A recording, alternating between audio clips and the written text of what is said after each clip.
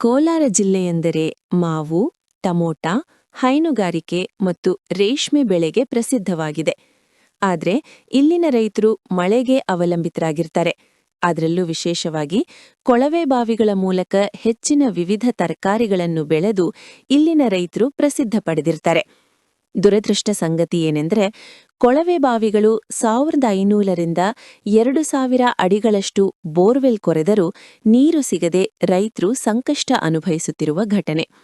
ಇದನ್ನು ಅರಿತು ಮುಳಬಾಗಿಲು ಬಸವತಾರಕ ರಾಮರಾವ್ ಸೇವಾ ಟ್ರಸ್ಟ್ ಹಾಗೂ ಅಖಿಲ ಕರ್ನಾಟಕ ಜನಸೇವಾ ಟ್ರಸ್ಟ್ ಅಧ್ಯಕ್ಷರು ವಾಣಿಗಾನಹಳ್ಳಿ ಬಾಲಕೃಷ್ಣ ಮತ್ತು ಪದಾಧಿಕಾರಿಗಳು ನಮ್ಮ ಕರ್ನಾಟಕ ಗಡಿಭಾಗದ ಆಂಧ್ರಪ್ರದೇಶದ ಕುಪ್ಪಂ, ಪುಂಗನೂರಿಗೆ ಕೃಷ್ಣಾ ನದಿ ಹರಿಯುತ್ತಿದ್ದು ಕೋಲಾರ ಜಿಲ್ಲೆಯ ರೈತರ ಬಾಳಿಗೆ ಬೆಳಕು ನೀಡಲು ಮುಖ್ಯಮಂತ್ರಿ ಚಂದ್ರಬಾಬು ನಾಯ್ಡುರವರನ್ನು ಭೇಟಿ ಮಾಡಿ ಕೋಲಾರ ಜಿಲ್ಲೆಗೆ ಕೃಷ್ಣಾ ನದಿ ನೀರು ಬಿಡಲು ಮನವಿ ಮಾಡಿಕೊಂಡರು.